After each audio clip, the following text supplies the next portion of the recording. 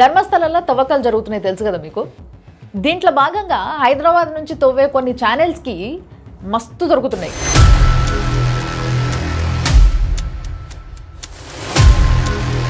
ఒక ఛానల్కి ఏమో 43 పుర్రెలు దొరికినాయి, వందలాది శవాలు దొరికినాయి. ఇంకో ఛానల్కి ఏమో కుళ్ళిన మహిళల శవాలు దొరుకుతున్నాయి. ఇంకో ఛానల్కి ఏమో 130 శవాలు దొరికినాయి. ఇక ఇంకో ఛానల్కి అయితే 13 ఏళ్ల క్రితము ఒక అమ్మాయికి అంత్యక్రియలు జరిగినాయి కదా, ఆమె శవం ఇప్పుడు దొరికిందండి వీళ్ళకి. మరి అదేందో మొన్న నేను ధర్మస్థల పోతే ఎక్కడైతే ఈ 13 ఏళ్ల క్రితం చనిపోయి అంత్యక్రియలు జరిగిన అమ్మాయి ఉందో ఆ అమ్మాయి కాలి బూడిదైపోయిన ప్లేస్లో 13 ఏళ్ల చెట్టు పెరిగింది.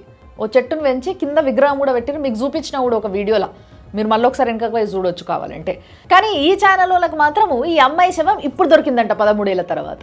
అదే సేమ్ ఛానల్ ఇంకా తవ్వకాలు చేసి 100 శవాలు బయటికి తీసింది తెలుసా. ధర్మస్థల తవ్వకాల పైన 99% మీడియా మొత్తం కూడా ఎగ్జాజరేషనే చేస్తుంది.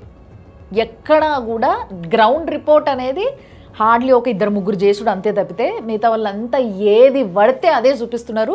అన్ని థంబ్నెయిల్ మాఫియాలే వేస్తున్నారు. సో ఇప్పుడు నేను చెప్పాలనుకుంటున్నది ఏంటి అంటే, మొన్న నేను ధర్మస్థలం అయినా చూసిరు కదా మీరు, ఒక 3 రోజులు ఉన్నా, అందరి ఇంటికి తిరిగినా, ఎవరెవరు ఏమేమి మాట్లాడుతున్నారో తెలుసుకున్నా, ఇన్ఫర్మేషన్ అంతా గ్యాదర్ చేసినా, కొన్ని కాంటాక్ట్స్ ఏవైతే నిజంగా పనికి వస్తాయి అనుకున్నానో నేను సిట్ వచ్చిన తర్వాత అవన్నీ కూడా తెచ్చుకున్నా. లోకలైట్స్తోని నేను ఇంకా కాంటాక్ట్లో ఉన్నా. సో ఇప్పుడు జూలై 31 4 o'clock వీడియో వేస్తున్నా నేను. ఇప్పటికీ నాకున్న ఇన్ఫర్మేషన్ ప్రకారం చెప్తున్నాను నేను మీకు. సో ఎక్కడైతే స్పాట్ నెంబర్ 1 ఉందో అక్కడ ఒక రెడ్ కలర్ బ్లౌజ్ దొరికింది, ఒక పాన్ కార్డ్ దొరికింది లక్ష్మి అనే పేరుతోని, ఒక ATM కార్డ్ దొరికింది ఒక మొగైన పేరుతోని అనేది నాకు వచ్చిన ఇన్ఫర్మేషన్ అక్కడి నుంచి. అండ్ 2, 3, 4, 5 దగ్గర ఏమీ దొరకలేదు. డైరెక్ట్గా 6 దగ్గర ఈరోజు జూలై 31 మార్నింగ్ 11 AM మళ్ళా సిట్ టీము పోయి అక్కడ 6 స్పాట్లో 6 నెంబర్ స్పాట్లో, ఈ 6 ఏంది అని అంటే యాక్చువల్గా నేత్రావతి నది ఎక్కడైతుందో దాని పక్కనే అక్కడికి నేను పోవడం కూడా జరిగింది. నేను అక్కడ పోయిన విజువల్ కూడా మీకు చూపిస్తాను నేను. సో అక్కడ ప్రస్తుతం ఎతుకుతున్నారు. సో అక్కడ ఎతుకుతుండగా 2 ఎముకలు దొరికినాయి అంట. 2 ఎముకలు మాత్రమే, పుర్రెలు కాదు, స్కెలిటన్స్ కాదు, ఏమీ కాదు. 2 ఎముకలు దొరికినాయి. కానీ ఆ ఎముకలు ఒక్క స్కెలిటన్వా లేకపోతే 2 స్కెలిటన్లవా అనేది ఇంకా వాళ్ళ క్లారిటీ లేదు. వాటిని సేకరించుకోవడం జరిగింది. వాటిని టెస్ట్కి పంపుతారు, ఫారెన్సిక్ టెస్ట్కి. దాని తర్వాత మనకు క్లారిటీ వస్తుంది. అయితే నేను 3 గంటలకు మాట్లాడినా, ఇప్పుడు 4 అవుతుందని చెప్పిన కదా, 3 గంటలకు మాట్లాడినప్పుడు 2:45 అట్లా మాట్లాడినా. సో ఆ టైంకి మాట్లాడినప్పుడు సిట్ టీమ్ లంచ్కి పోయింది. మళ్ళీ తిరిగి 3 or 3:30 మళ్ళీ తవ్వకాలు మొదలు పెడుతుంది. ఎందుకంటే ఇప్పుడు దాదాపు ఇన్ని సంవత్సరాలు అయింది కదా. సో ఇంకా డీప్ తవ్వాలి, పైన ఏం దొరకదు అన్న విషయం అర్థమయ్యి ఇంకా డీప్గా తవ్వాలని చెప్పేసి స్పాట్ 6 నుంచి వెళ్ళి డీప్గా తవ్వడం మొదలు పెడుతుంది ఆఫ్టర్ ది లంచ్ అనే ఇన్ఫర్మేషన్ నాకు వచ్చింది. ఎక్కడైతే నేత్రావతి స్నాన ఘాట్ ఉందో అక్కడికి నేను పోయినా. సో అక్కడి నుంచి వెళ్ళి నేను చూపించిన కూడా ఆ వీడియో కూడా ఉంది, నేను చూపిస్తే ఇప్పుడు చూడండి మీరు. దాని చుట్టూ చాలా శవాలు పాతిపెట్టినట్టుగా ఆ మాస్క్ మ్యాన్ చెప్పడం జరిగింది.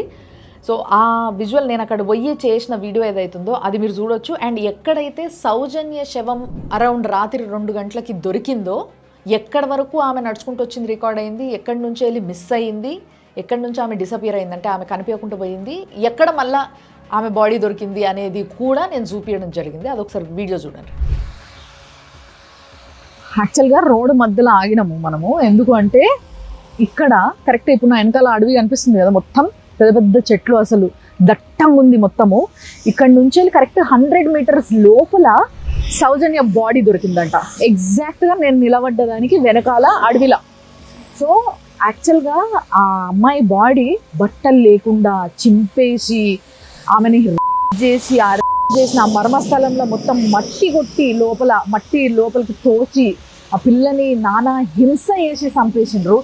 సో ఆ చంపింది ఇక్కడ నా పిల్ల ఎంత భయపడి ఉంటుందో ఈ చిట్టడివిలా. అంటే మామూలుగానే చీకట్లా, ఇది బయట నుంచి వెళ్ళి రోడ్డు మీదకి వెళ్ళి చూస్తేనే అమ్మ ఏంద్రా నాయన ఇంత చీకటి ఉంది, ఇంత లోపల ఏమున్నాయో, ఏ భయంకరమైన క్రూర మృగాలు ఉన్నాయని చెప్పి భయపడతాం మనము.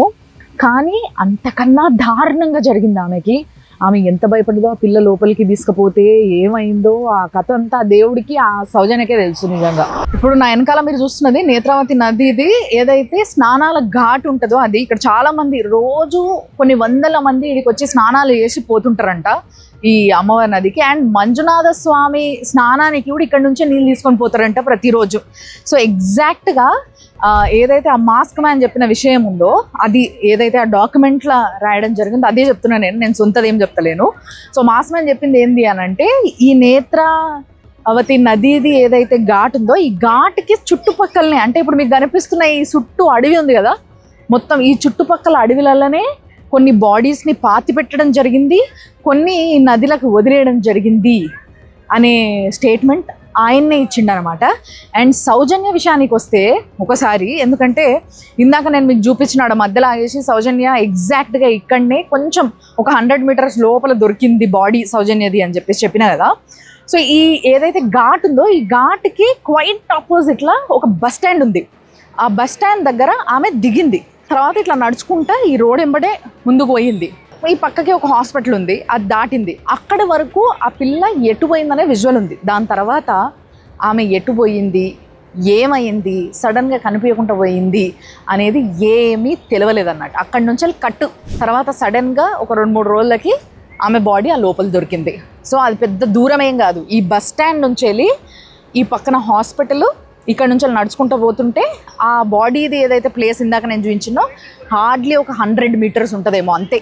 ఆ 100 మీటర్స్లోనే దిగి నడుచుకుంటూ పోయిన తర్వాత ఏం జరిగిందో తెలియదు, బాడీ దొరికింది. అండ్ ఇంకో విషయం నాకు తెలిసింది ఏంది అని అంటే, నేను ఇందాక ఫోన్ చేసి మాట్లాడినప్పుడు ఒక 20 కేజీల ఉప్పు తీసుకుపోయినరంట, కొన్ని కెమికల్స్ కూడా తీసుకుపోయినరంట సిటీ మొత్తం కూడా. ఎందుకంటే తవ్వుతున్న కొద్దీ శవాలు ఉన్న దగ్గర పురుగులు ఇలాంటివేవో, ఇంకా అసలే వర్షాకాలం, ఇంకా దారుణంగా ఉంటుంది వ్యవస్థ. అసలు మన గ్రౌండ్ రియాలిటీ చాలా అంటే చాలా దారుణంగా ఉంటుంది. మనం కూర్చొని మాట్లాడుకుంటున్నంత ఈజీగా అయితే ఉండదు. నేను పొయ్యి తిరుగుతున్నప్పుడే వర్షాలు పడుతుంటే అసలు చాలా కష్టంగా ఉంది అలా నడవడము, అసలు అదంతా కూడా. అలాంటిది ఇప్పుడు వాళ్ళకి ఇంకా పెద్ద టాస్క్ అది. సో దాన్ని ఎదుర్కోవడానికి వాళ్ళు ఇవన్నీ కూడా తీసుకొని పోయి వాళ్ళ సేఫ్టీకి మొత్తం కూడా ఆ కెమికల్స్ కానీ ఆ ఉప్పు కానీ అవన్నీ కూడా అక్కడ కొట్టి చుట్టుముట్టు అంతా కూడా తవ్వడం జరుగుతుంది అని చెప్పేసి డీటెయిల్గా చెప్పడం జరిగింది నాకు. అండ్ ఇంకో విషయం ఏంది అని అంటే, 2 ఎముకలు దొరికినాయి స్పాట్ నెంబర్ 6 దగ్గర అని చెప్పిన కదా. సో అట్లా దొరికే ఒక్కొక్క ఎముక అటు ధర్మస్థల ట్రస్ట్ పైన ప్రెజర్ పెంచుతూ ఉంది. సో ఈ ధర్మస్థల పంచాయతీ వైస్ ప్రెసిడెంట్ అయిన శ్రీనివాస్ గారు ఇప్పుడు ఏమంటున్నారంటే, అక్కడ 2 ఎముకలు దొరికినాయి అనగానే ఒకవేళ ఏమన్నా దొరికినా కూడా అవి ఇప్పుడు మామూలుగా జనాలు ఎవరైనా చనిపోతారు కదా, అట్లా చనిపోయినప్పుడు గవర్నమెంట్ అక్కడిక్కడ పాతిపెట్టిన శవాలు అవి ఎముకలు దొరకొచ్చు అని అన్నారు. అంటే బేసిక్గా మీరే ఆలోచించారు, ఎవరైనా మామూలుగా చనిపోయిన జనాలు అయితే తీసుకుపోయి శ్మశానంలో పాతి పెడతారు, లేదంటే శ్మశానంలో కాల్చేస్తారు.